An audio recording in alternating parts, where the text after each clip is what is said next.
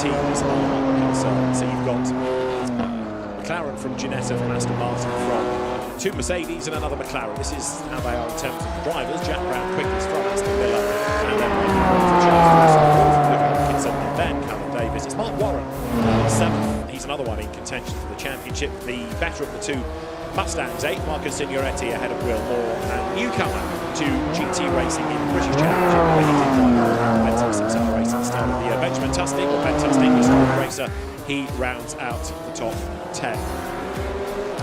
So, Jack Brown is the fastest by 75 thousandths of a second.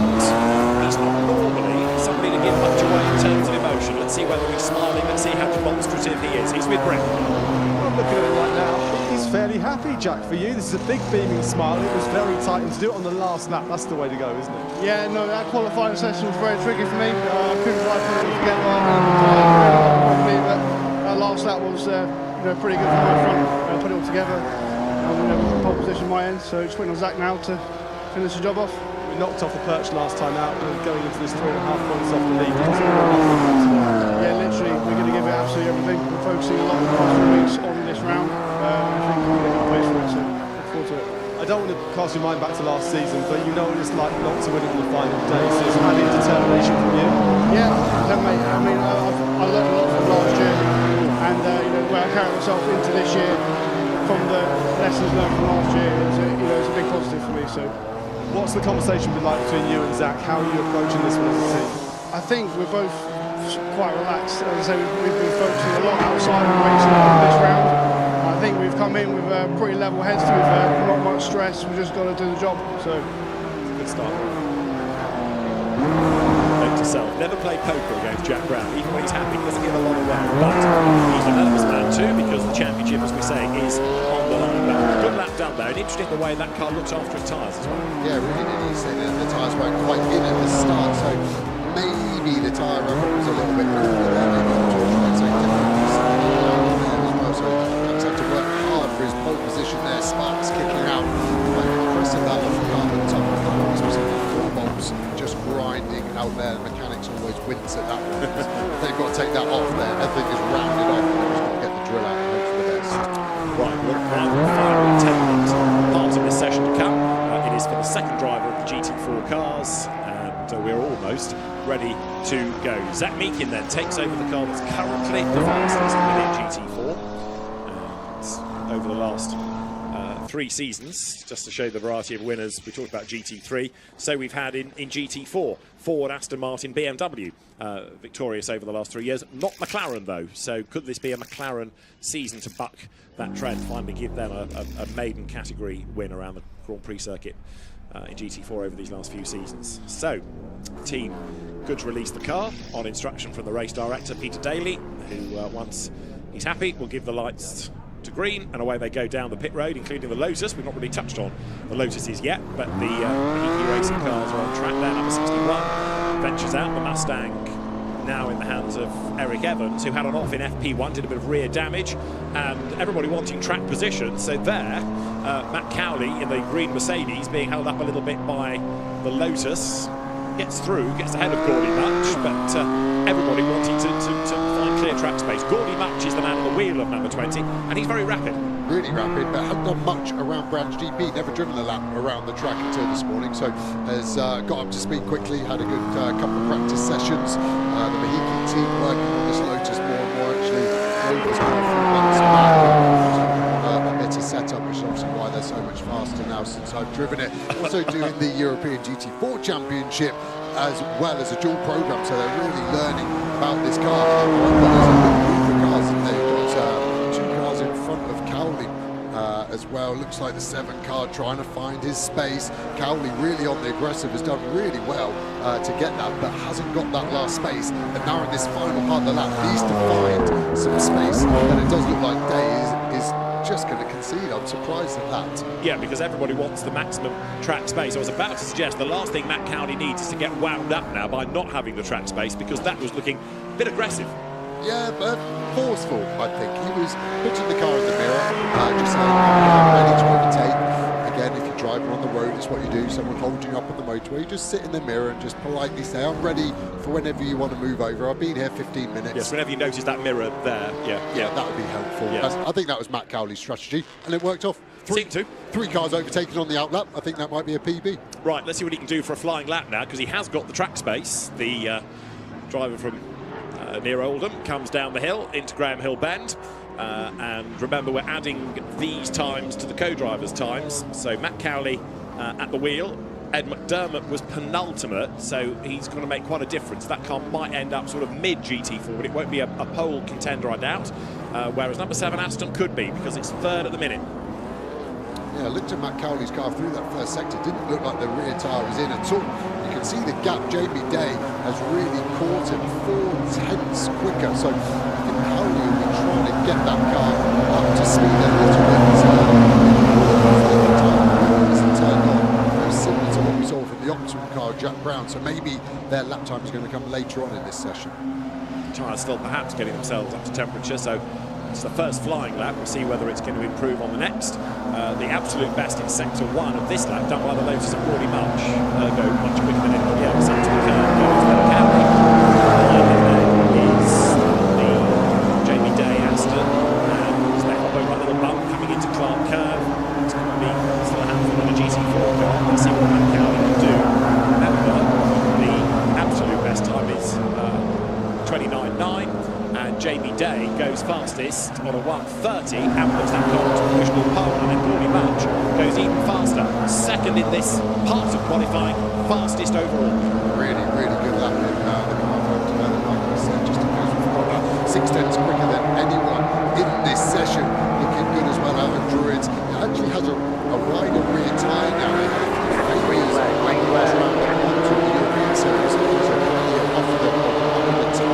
Try and help that issue, so the team like it because it's wider, but they have to also set up there, so super easy.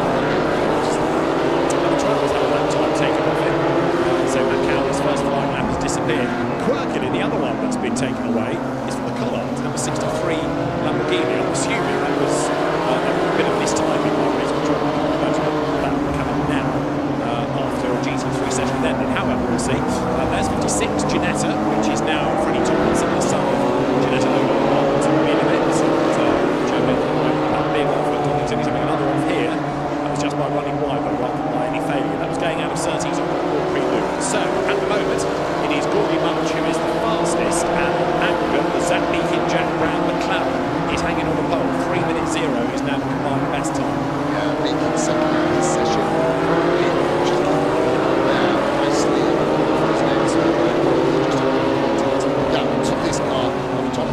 Tomlinson needs to be 3/10ths of a second faster at least. That Meekin does not push that mistake coming onto the GP running wide with traction all the way down the back straight, so wisely backing out a bit, finding a bit of space, ready to push again. We've already had half of this session, it's just evaporated. Yeah, 10 minutes flies by, doesn't it? This isn't the longest lap of the season compared, say, to Snetterton or Spa, but time does rattle by. So there is 95 McLaren. That's now Sai Sanjay in the wheel of it, and he is 10th aggregate and 16th within this part of the qualifying session. Zach Meekin, though, personal best, sector 1, looking good. Yeah, Carl looks brilliant over the bumps, very flat, very confined level, sector 2 as well. Nice balance, almost getting red wide into the last corner. Looking at the delta, telling him he's up. Need to rush and get the car in, let it run out all the way to the gravel track. Lovely bit of oversteer, perfect, bring it in tight. If he's happy with the lap, he might just huck the white line, the shortest distance to the finish line. The second line is the green there, 29.7 right now. He extends that overall margin combined to 8/10ths of a second now. So then number 90 McLaren then, as Joe rightly says, extends that margin on aggregates and by 1/10. So quickest within this block. So see the combined on screen, Meekin, Tomlinson, Day. So that's McLaren, Ginetta, Aston Martin. It was a good GT3 qualifying for McLaren, wasn't it? But compare and contrast the difference between a GT3 and a GT4. So it looks like it could be a double pole for the working manufacturer. Freddie Tomlinson's got other ideas about this, though. The Ginetta, the G56, coming down towards Clark Curve.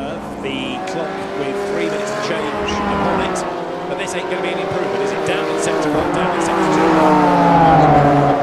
Just in case his fast has got deleted from track limits. I'd say the Ginetta rides that bump into the last corner of clearaways the best. You can just see the body doesn't seem to know the damping. Really, really well done on that Ginetta. He seems to have been a bit better into it this season. That's why we're seeing it at the sharp end. But that, so far, of all the GT3 and GT4 cars, is the car I want to be sitting. And Tomlinson just had that time disallowed as well. He's not given effectively that time because it wasn't a quicker lap anyway.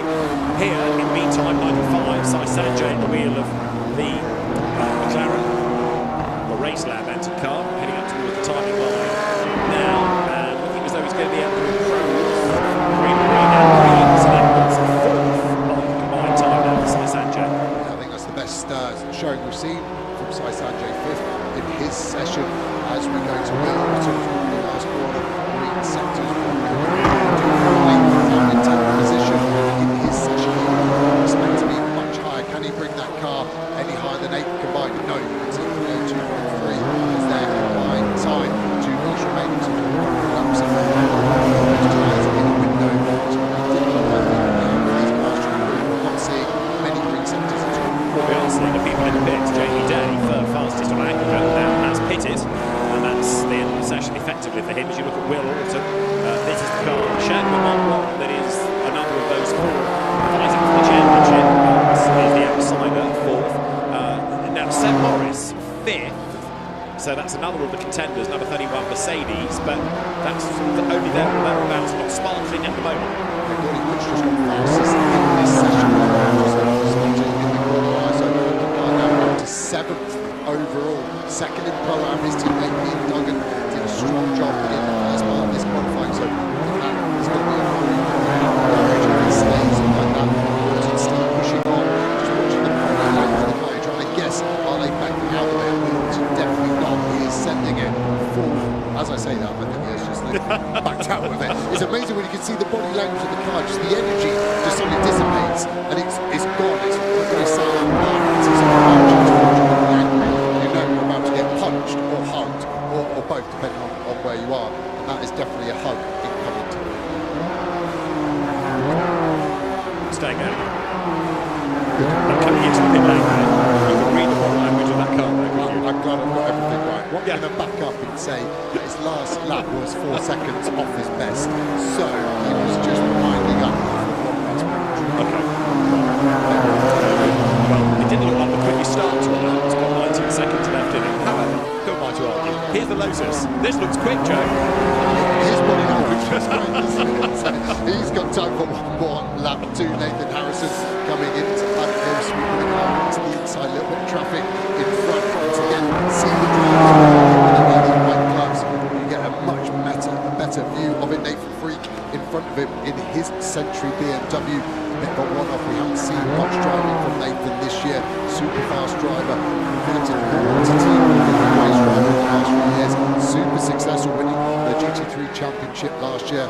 Zach Meeking out of the car, looking pretty happy, isn't he, at the moment? I would agree with him. I don't think anyone's going to beat you, even though the guys are still Finding a quick sector is very, very difficult indeed at the moment. So, yes, those that are staying out, I think are down into the pit lane.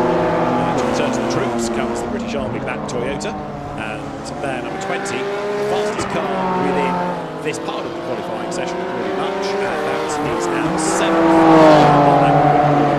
Sharing the car with Ian Duggan. I bet he pits. What, go after the flat? You're getting good at these, aren't you? I needed one. Because Joe was born and died. So down the pit lane, looks like it's qualifying done. Assuming there's nothing lurking in the system, aggregate the time, then we get a grid. So Gordy much the quickest from Zach Meekin and Freddie Tomlinson. The Meekin Brown McLaren on provisional pole. 8/10 of a second from the Ginetta, 8/10 is quite a margin. And I think it just shows very strong. 2 silver silvers. There's almost nothing to pull apart for. And both of them in the top 2 in their respective qualifying sessions. So very, very good there. I think Mark Wall will be happy with their job. They're still in that championship, aren't they? P8, 4th row. They can fight from there. Again, the Pro-Am's having less pit stop time, so he'll be happy. I think it's almost hard between Warren and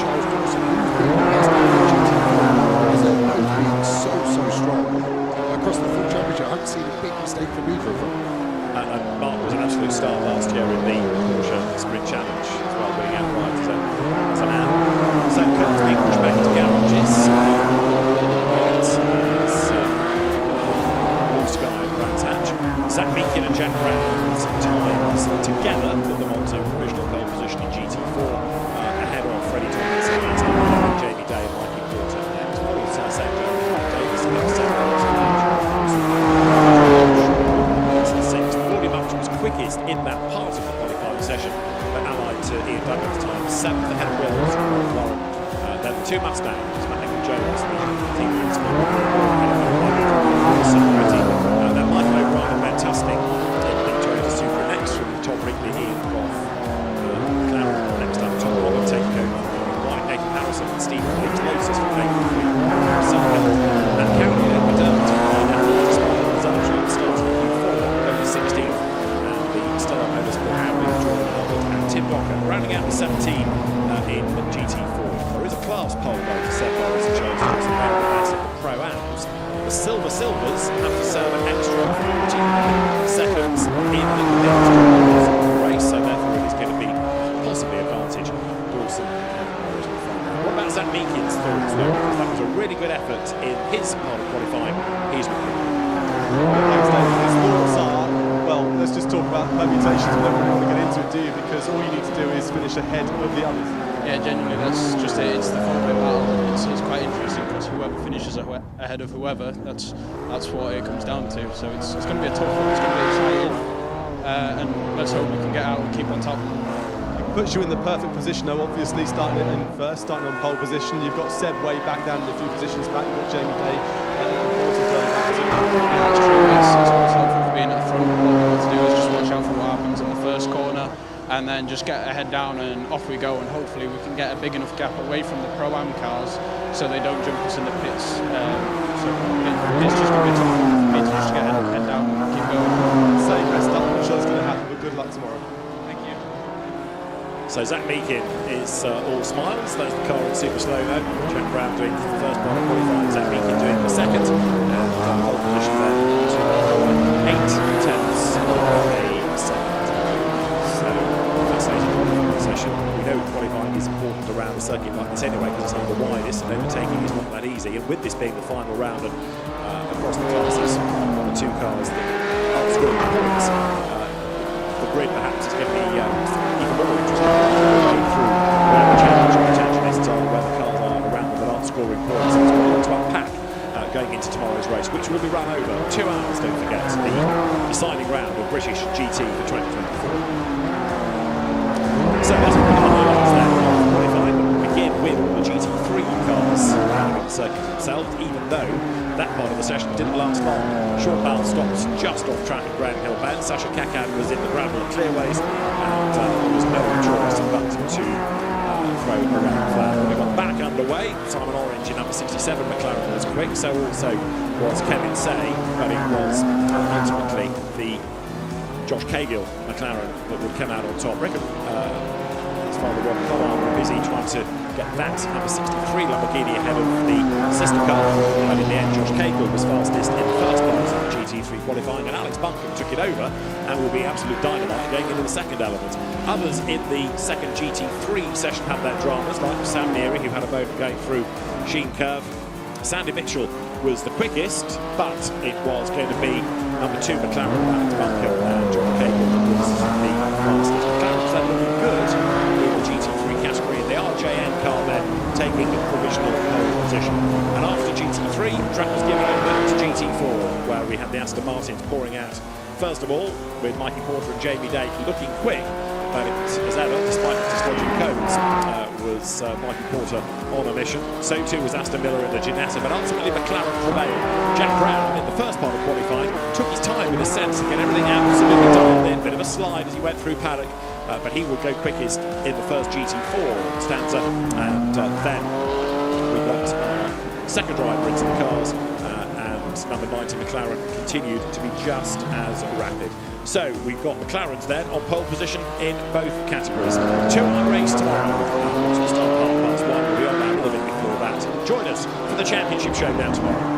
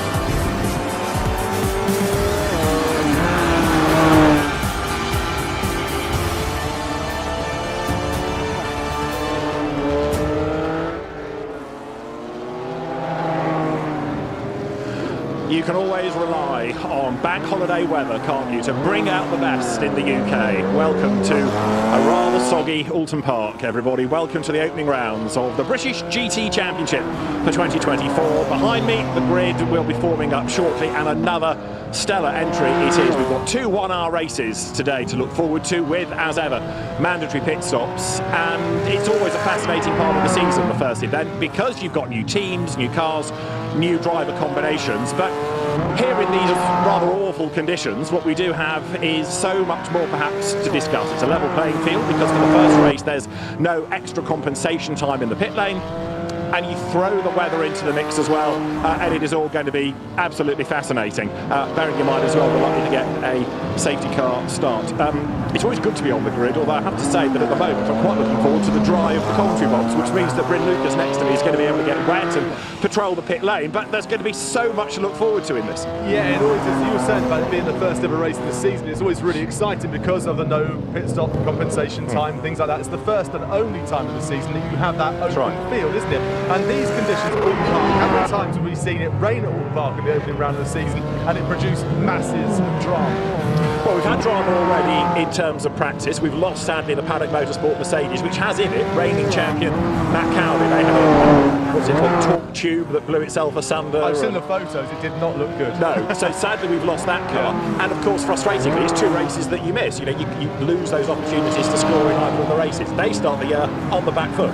And Matt Topham, who's coming into the championship GT3, stepping up and racing the GT3 last season, was hoping to be able to really make a championship fight. And straight away it went away from him with the car not working fully after he had a slight off. He had a bit of a spin as well in warm-up earlier on. Right. Well, quite a few drivers had dramas in the warm-up earlier on because of these nasty conditions. They weren't here in the week testing, and there was a bit of rain then. Saturday was largely dry for practice and for qualifying, but now as you can see, it is decidedly wet. Cars are making their way round to the grid, so we will be able in a few moments to go and find 1 or 2 people to talk to, whether that's drivers, whether that's teams. And they've pretty much now got no option but to go on wets. I suppose one of the dilemmas is whether or not you want to go and be at the back of the queue, if you like, for when the race goes green. You might well be behind any dramas, and we know already that there are people in fact in strife making their way round to the grid.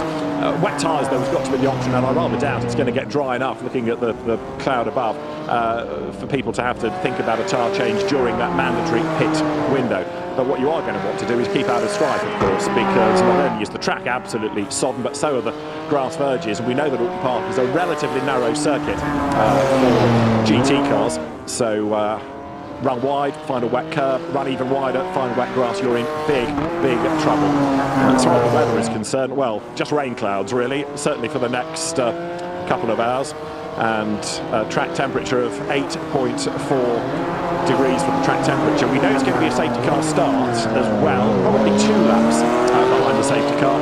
And bearing in mind as well, for the first race of the year, it's the notional AM, or the lower graded driver, who will start. So perhaps, in a sense, it's even more important to start behind the safety car, just to give those AM drivers that little bit of confidence.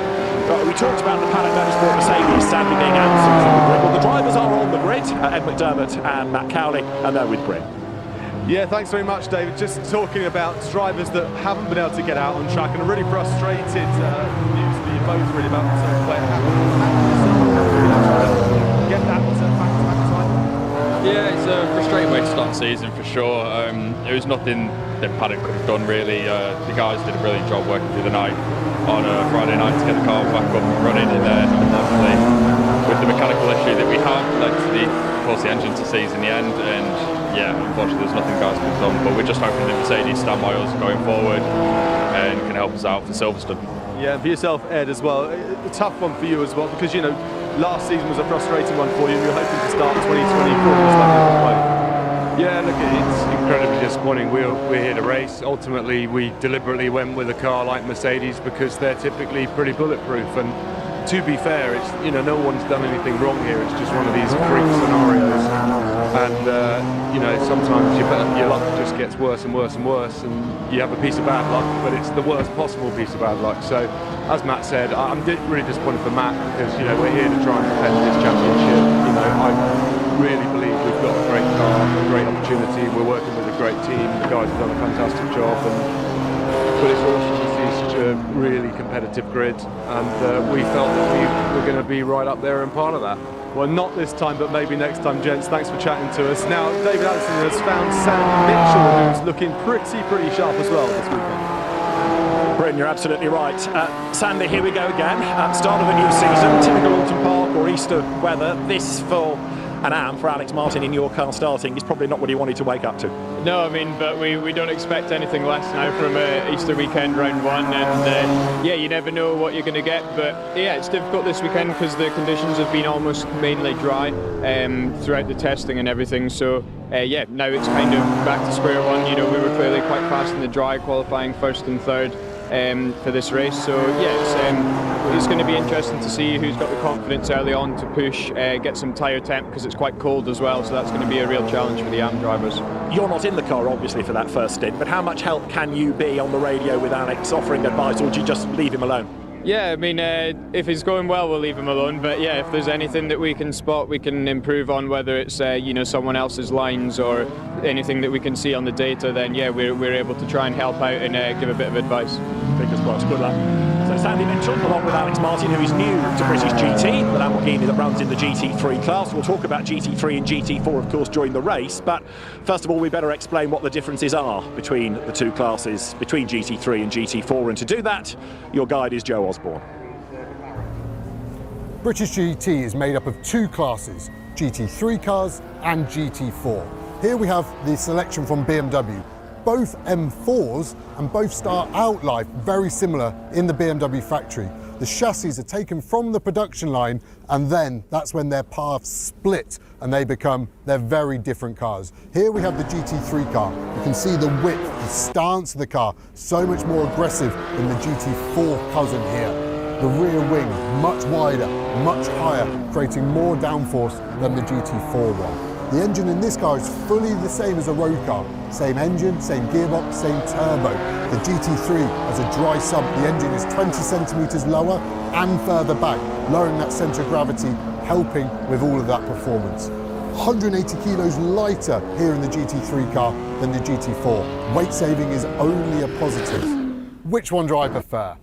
I love the GT3 for the rawness, the aerodynamic grip that you get. It throws you into the track and gives you an amazing sense of speed.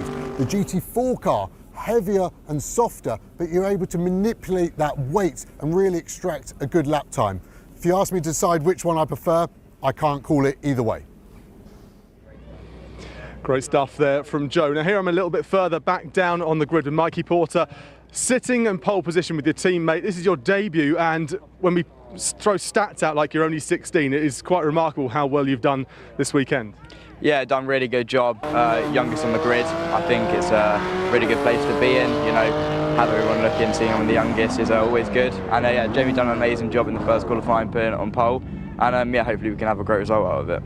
What's it like for you? I mean, we know you're really from Ginettas, so being around this track, you know it, but these conditions are particularly tricky. Yeah, this track's always really slippy in the wet. It's probably one of the hardest on the calendar. But yeah, I've done a race here in Ginettas already, learnt my craft. So yeah, I think I'll be quite good. Yeah, well, very best of luck. If we just have a quick peer over, good luck there to both. Let's just go a little bit further back here, because I just want to show you this car number 47. Sorry. Oh, hello, how you doing, Seb? You're right. If we go a little bit further back here, we can see this car number 47. This is Mark Warren. Mark Warren is the quickest AM by some margin. If you have a glance around, he's surrounded by silver class drivers. So very, very good performance there from him. Let's go and see if I can find, as we're going a little bit further back here, see if we can find Luca Hopkinson. Not sure if we can. No, he's a little bit too far back. In fact, you could just see the very It's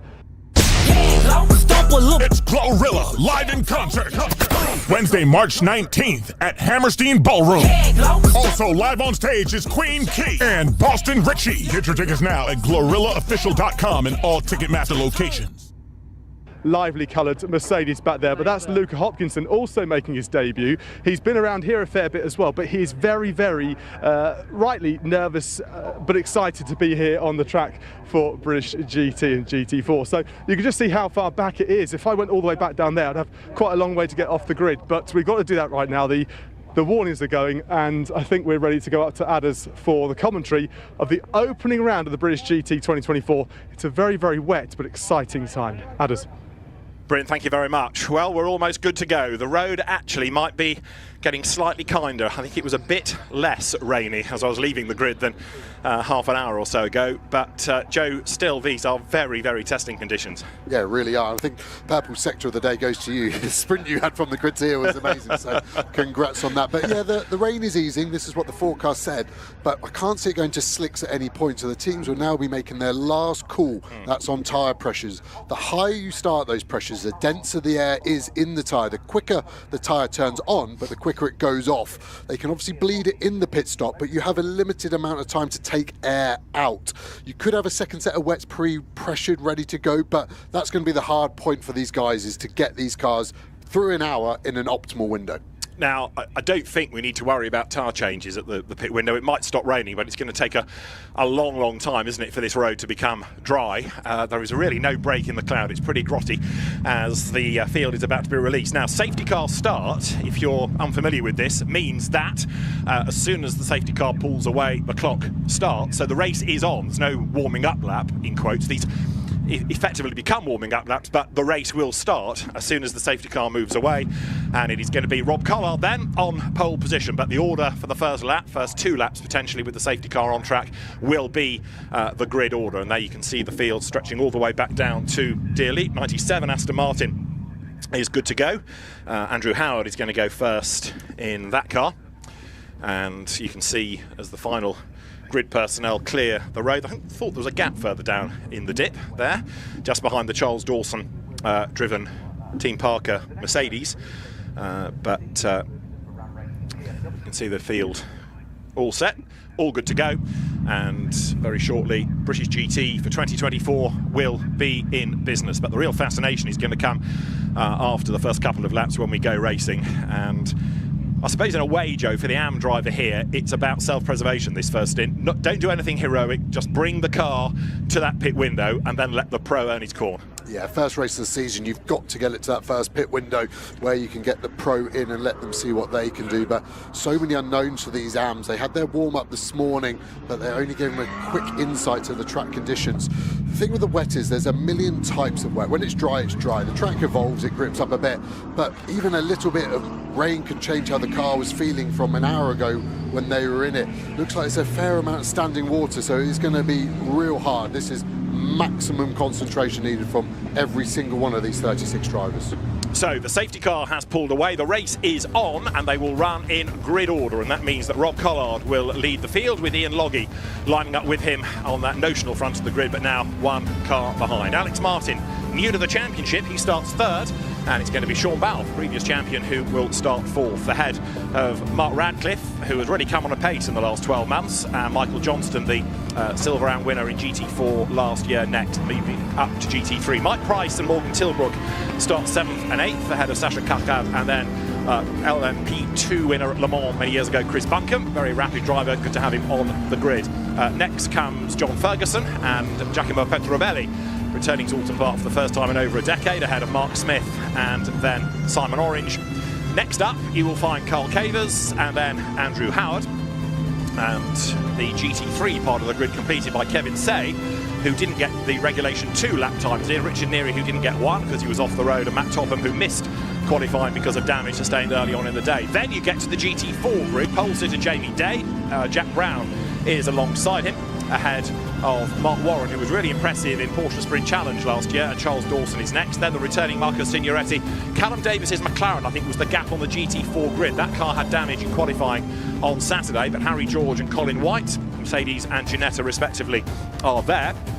Colin White, former hero in National Hot Rod Racing many moons ago. Blake Anglis and Ravi Ramyud, stepping up from Ginetta Racing into GT this year, come next, ahead of Ian Goff, now the BMW, not a McLaren, and Will Moore in one of these 2 stunning sounding second generation Ford Mustangs, ahead of Kavi Jandu in the Toyota Gazoo Racing UK Supra, and Ian Duggan in one of these 2 new Lotus Emiras. Then you've got Stephen Lake, new to the championship, and Tim Docker in the Stella Motorsport Audi, the GT4 Audi R8 is at the back of the grid. So the race, as I say, is on. The safety car is going to be in this time, so the race will properly go live. We'll go to green flag conditions at the end of this lap, so just 1 lap under the safety car.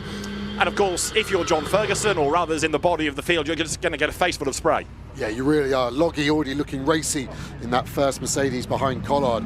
It looks like there's a few already sleeping. Gaps are quite big. Collard's got a real easy gap behind. Look at that. Balfe won't be happy with himself in that Duckham's McLaren, the yellow fronted car. All looks clean at the moment, but look at the spray. It's really, really hard to see anything really more than the third, fourth car in the pack. And Alex Martin there sort of ducking to the inside going into Old Hall, partly to see where he's going as much as anything. And a big, big slide there. That's the Sasha Kaka Hugo Cook Audi that goes around. And please, please, please get it going. Yes, you will.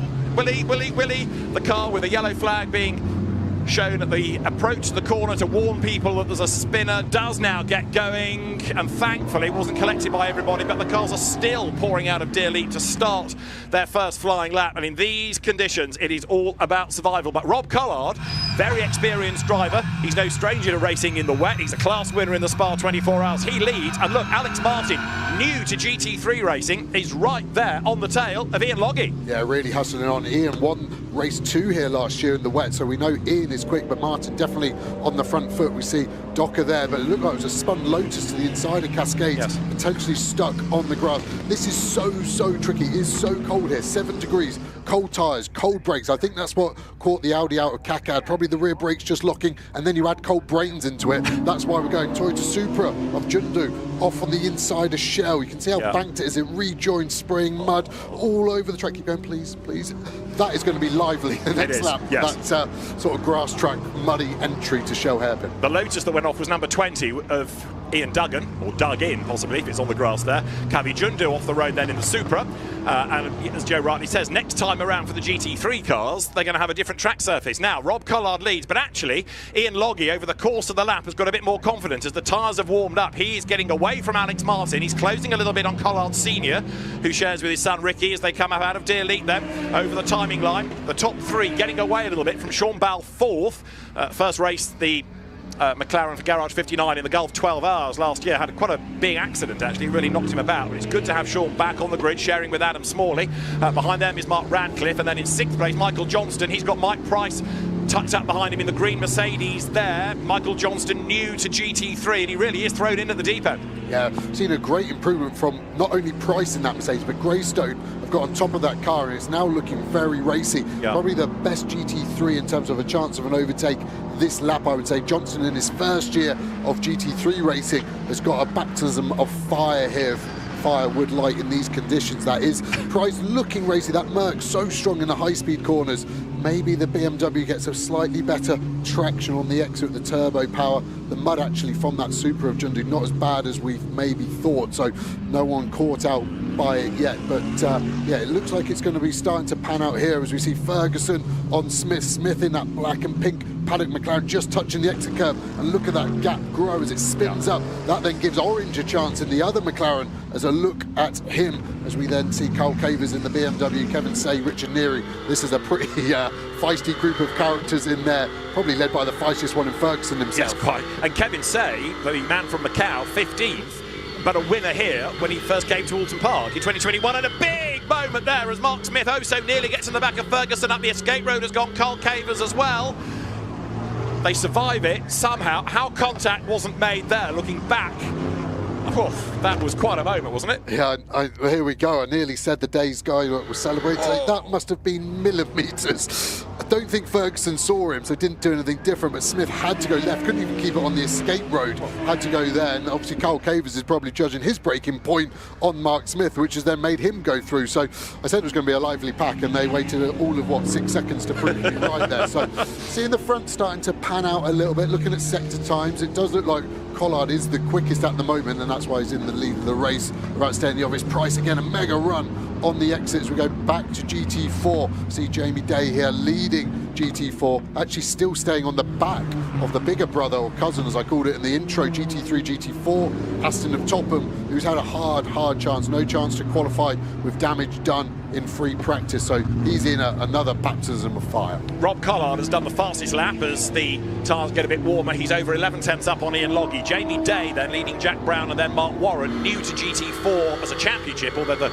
Caymans in the Sprint Challenge are very similar to a GT4 car. That's the top 3 in GT4. That's the overall order on the timing tower at the moment. You're looking back from John Ferguson's BMW, and tucked up behind him is Simon Orange in his second year in the British GT Championship, and he's right behind him as they come nose to tail through Charleroi corner. Then you've got the recovering Mark Smith and Kevin Sage trying to wriggle his way through the traffic, but it's just not that easy to overtake around here. Really isn't. You've got to bide your time. You've got to set up one major overtake. Orange is very wide. You can see him actually touching the curb, apex and exit, getting a squirrel on and losing that time. But the worst thing you can do is have lots of little looks, as we see Kevin say, have a little look, then Neary on the background of Cavers. But you've got to save your time. Take a lap or two, work out where you're strongest, where they're weakest, and then the corner before, line it all up and get your exit as quick as you can to get that speed and attack them all in one big bang. Hopefully not physically bang, but that rear view of Ferguson showing you the spray. It's like there's a Karcher jet washer coming out of the diffuser, just spraying it all over Orange. But Orange looked pretty confident, little wobble in the middle of Druids. That's definitely not a place I'd like to be there in that paddock. McLaren can just see all of these cars starting to find different lines, different grip, breaking off line. That's the big one there. Orange right tucked up. Can he get a bit of a cutback, get down the inside here, which then goes into turn 1? Maybe kept it a bit tight. You can see the rear of the car saying no thank you, snapping out, and then ultimately losing him traction over the start-finish line. Rob Collard's just getting away a little bit more. 2 fastest laps in a row now, as so close to the back of John Ferguson's BMW. Comes the McLaren behind. This is for 11th and 12th places. Simon Orange then right there. This is John Ferguson in the BMW tiptoeing his way into Cascades, and there's not a huge amount of evidence of the road drying out. The spray still hanging in the air, and it does look as though the BMW is holding up the McLaren just a little bit, as again there, look to the inside. Simon Orange peels to the inside, partly for the line, partly for visibility.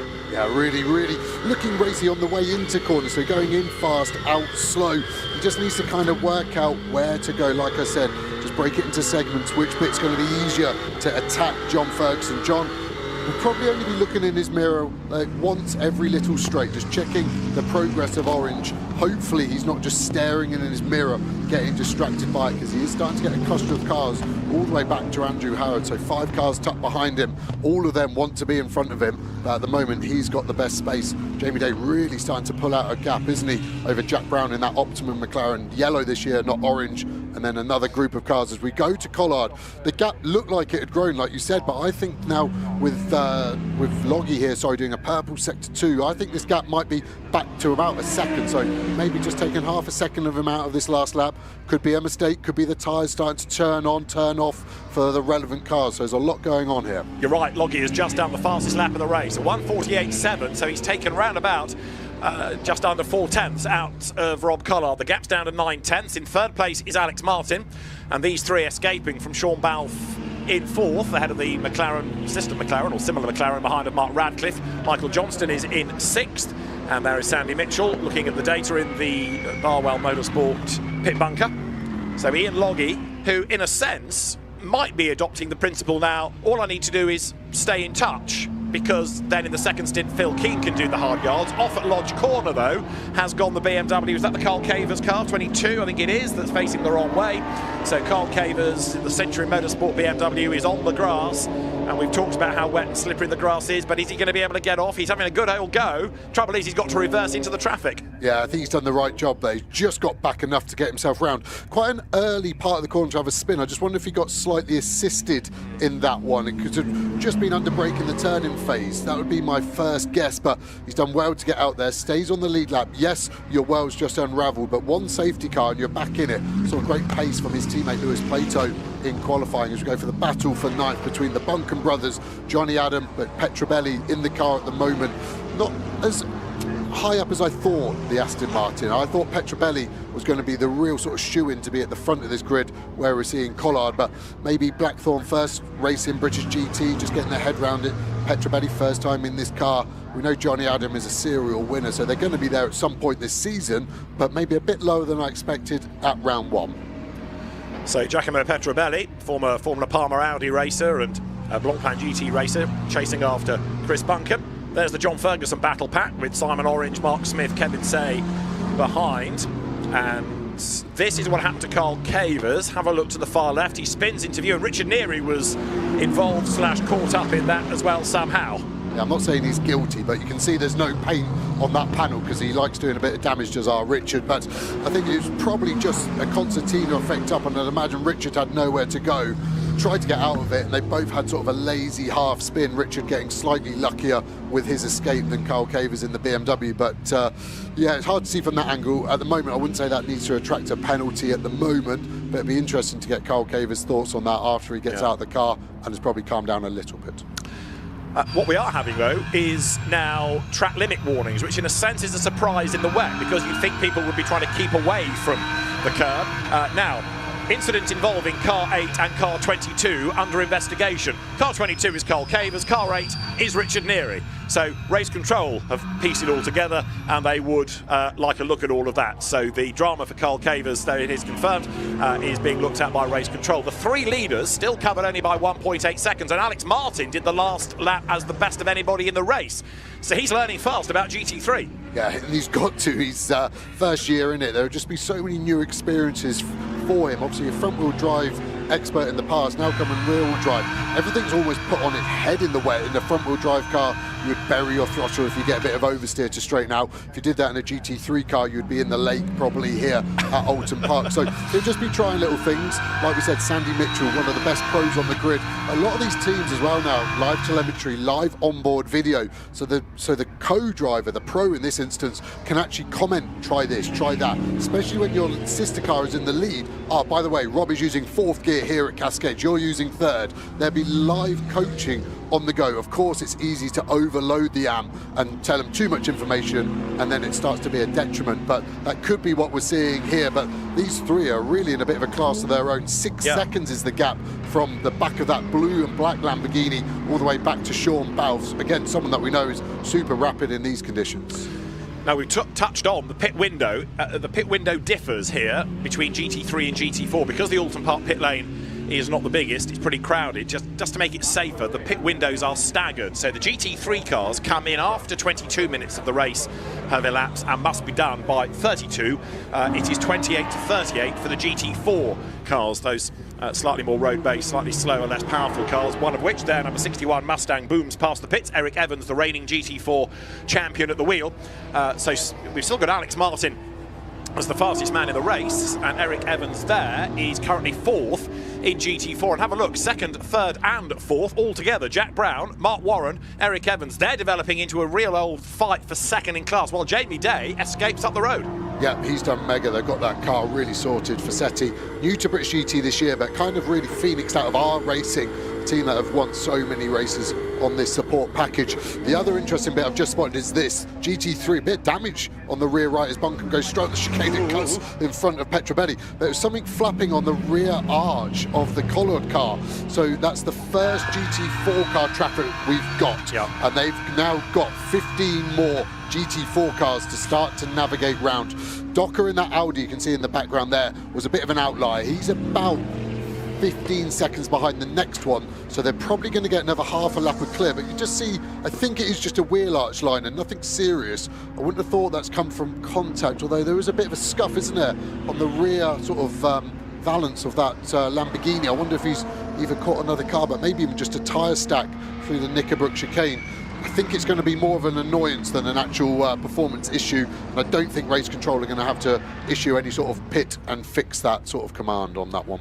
There's your GT4 second, third, fourth fight. Jack Brown ahead of Mark Warren, and Charles Dawson, number 31 Mercedes. That's the Team Parker Racing Mercedes. He had a few outings in the GT4 European Series last year, but he's adapted to the British GT Championship this weekend seemingly very well. He's got Seb Morris as co-driver, and they're on pole for race 2, but he's under attack, look, because Harry George, number 17 Mercedes, is right there behind as they drop down towards Lodge Corner. The Ram Racing Mercedes, same colours as John Ferguson carries for Ram within GT3 on the BMW. And now Harry George makes his move on the inside line. Look, going down towards Old Hall Corner.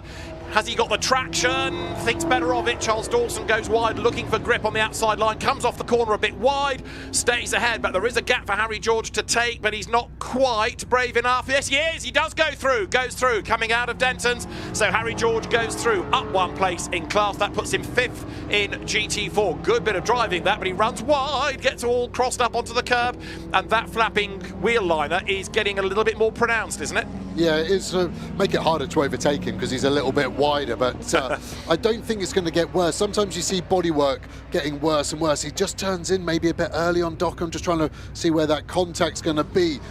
It's really slight, isn't it, if there is any? You can just see something flick off the car and go out of shot, so I think there was just a rub between them.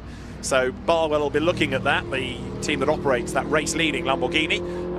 Rob Collard, the driver. It'll be son Ricky to take it over, and 62 Mustang is off the road, and that is Will Moore at the wheel of it, and I'm not convinced it's going to be as easy to get off the grass there as we've seen in other places. He's properly ploughed himself a furrow there, isn't he? Poor Will Moore, as we see Smith going out wide of Lodge Corner. We do have full course yellow now available to Peter Day, the race director, and that looks like a prime full course yellow. Cars will all have to slow down to 80 kilometres an hour simultaneously. No one wins, no one loses, but it definitely does start to then work out, is the pit window open? And a pit window under full course yellow is almost 3 lap time wise compared to under green flag conditions. So I think they're going to have to call it in the next 10 seconds. I can't see that Will Moore car getting out, just purely how deep it was buried in on his right rear tyre. But that would have been a pretty fast off as well for Will. Wondering if he would have been able to do it by himself or if he got help. So yeah, this is going to be really hard on Day as well there, that massive gap.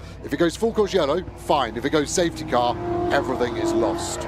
And the chances are that in these conditions, with the track temperature being so low, you would go safety car because you can go quicker behind the safety car than under a full course yellow. So although it's got the danger of bunching everybody up, it's got the safety of keeping the tyre temperatures higher. So quite often you'll see safety cars used at the end of a full course yellow period to let the tyres get the temperature back. But there's no sign of either just yet, so the race continues to be live. This is the lead car, remember. We've had very nearly 20 minutes, and after 22 they can pit. So only a couple of laps really before we need to think about the pit stops. That is the car that's concerning us, and no doubt race control, but there's not very much you can do about that. Of course, the problem is now, though, for race control, that if they do go full course yellow or safety car, it's going to coincide pretty much with the start of the window. Yeah, very spicy. I'm excited for it. So what we're waiting for. But yeah, the drivers obviously already seen that Mustang off, but the teams will be telling them this is even more important. You push past traffic, because if you're sort of dilly-dallying around a GT4 and don't get round him, then that teammate or the loggy car is still behind you. Whereas if you can use a GT4 car as a buffer, it makes your restart much easier. So we see Kyle Cavers battling back through the GT4 cars after potentially an assisted spin at that last corner. But yeah, we're 2 minutes away from the pit window. Prepare for full course yellow, it says on the timing screen, and we are going full course yellow. So you slow to the delta speed that Joe was talking about. You don't bunch up, you just slow to that speed. And anybody that doesn't, goes too quickly under the full course yellow procedure, will be subject to penalties, because the data is available through the GPS service that is there to the race director from TSL, the timekeeping service. And so big disappointment for Will Moore. He's out of the race, he's out of the car, and I would have thought, given the time to get a recovery vehicle, to get that off the grass, it may well have to go to a safety car. However, we'll worry about that in due course. First up, we're a little bit concerned not about 62 but about 63. It's the race leading Lamborghini. Bryn, we know it's got damage. What news? Yeah, well, I've just spoken to Mark Lemmer. They are not at all concerned about the damage to their car, purely superficial, no worried faces at all, no weird glances around the garage. So Mark Lemmer's very confident, and I think they are too. Excellent news, thank you very much. So there is Mark Lemmer, who is the team principal of Barwell Motorsport, no mean racer himself, and will do some historic racing again this year when time permits. Got a busy programme with British GT, with 2 cars in GT World Challenge Europe as well.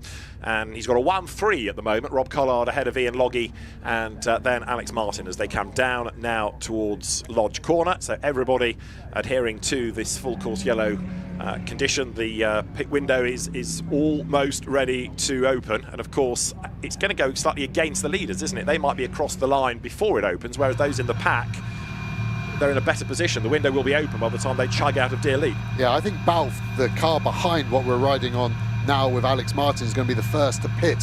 You could see Martin couldn't do it, it's still 5 seconds too heavy.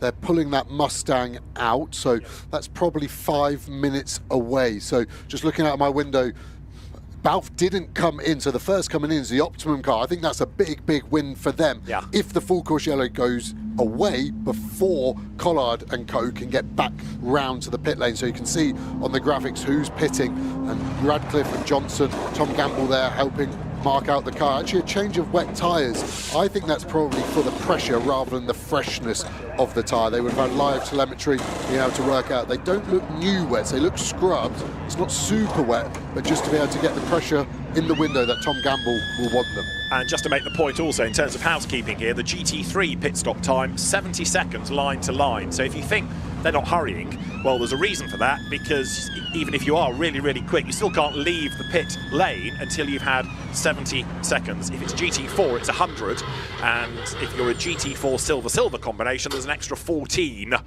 seconds to serve as well. So it's partly for safety, this, so you don't have a mad scramble in the pit lane. Of course, if you're under that regulation pit stop time, then expect a penalty. The 27, which will make its way down the pit lane now with Tom Gamble at the wheel, McLaren factory driver, that could well be in the pound seat. 62 has been pulled off the grass and is heading back towards the pit lane. Yeah, that'll be dropping quite a lot, so that 70 seconds hopefully has elapsed as we see Johnston then leave behind. So if we don't go to safety car, all of these gaps will stay the same, and it's now down to who and which manufacturers tuned in that 80km/h limiter the best. Right, the pit stop time for Mark Radcliffe to give over to Tom Gamble, 70.8 seconds. That's pretty much perfect. Johnston to Dan Harper, 71.9 seconds. So, okay, they're not under, but they have wasted a little bit of time in that pit stop. Yeah, with all the systems in the car now, there's a delta to your lap time, so and to the pit stop, sorry. So as a driver, you're watching that. The team have put their margin in that they never tell the driver, because then you just take the margin back off. They don't trust you with that. But normally teams are aiming for half a second, so they've been okay, but yeah, it's not the raciest we've seen. And maybe that's just the full course yellow. You go slightly more conservative. Now, the full course yellow will remain in place until after the pit stops. So everybody can do a pit stop under the full course yellow. So there's no advantage for pitting on one lap, no disadvantage for not pitting on a given lap. So once we have a full course yellow during the window, it will remain to allow everybody to cycle through. And therefore those that did roll the dice, well, okay, they might gain a place or two, but it's not necessarily a race-winning move. But it rather depends also now where you come out in relation to some of the traffic, I suppose. There's the number 44 Supra, which will be heading for the pits in due course. Kavijundu's had an off. Dan Vaughan was quick in his qualifying session on Saturday, as he should be, because he's a previous GT4 champion. And anticipate both the Barwell Lamborghinis in this time, because for them,